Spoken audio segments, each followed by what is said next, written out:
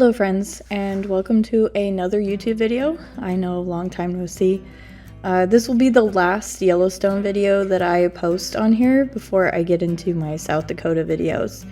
So I really wanted to do a voiceover on this video. I've done this with my Smoky videos before, back in 23, and I had recently done a video about the hardest video I have ever made. I'll make a link in the description below of that video, or some sort of link around this video as well, so you can visit it, because it is important to this trip. Exactly. If you don't know about that video, just kind of a small recap. We were supposed to go to the North Rim of the Grand Canyon for a second time this past year. And then in July, we ended up getting an email about the Dragon Bravo fire and the destruction it caused on the North Rim of the Grand Canyon, shutting down everything and essentially changing all of our plans. So we ended up deciding to scratch the entirety of the plans that we had, which would have been the North Rim of the Grand Canyon, Bryce Canyon, the Grand Staircase and Arches, and instead we ended up going to the Grand Tetons, Yellowstone National Park, and the Black Hills, which essentially we got to go to Wind Cave, the Badlands, etc., and the Black Hills, which we'll get to. Just be patient. Yellowstone really, so I've been to Yellowstone back in 2013 when I was 18.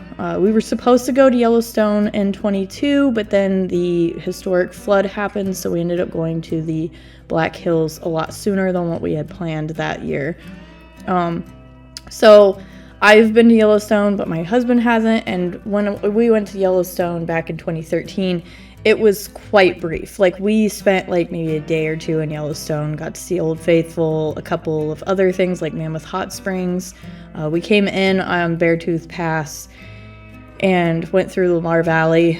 So we decided to do 4 days for Yellowstone and the Grand Tetons this time around, and I felt like I had a lot more time to be able to experience everything this time around.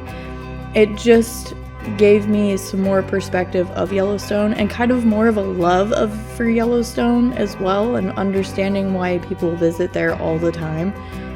Just to be able to enjoy visiting all 4-5 areas of Yellowstone itself. This area in particular in this video was Lamar Valley. Most of these clips are.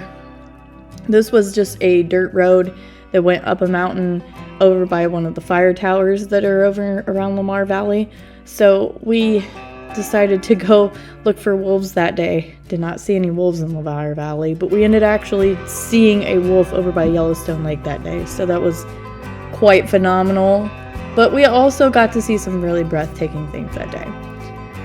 I will say this, after experiencing that whole trip with Yellowstone and the Grand Tetons, I didn't realize how much we really kind of needed that trip as well altogether. We really wanted to do the North Rim, and we were excited about it and everything, and we kind of mourned for not being able to go do that. And we were still kind of, I don't want to say sad, but we were good with our plans that we had to go to Yellowstone, but we weren't like, I don't know, not as excited as we were with the North Rim.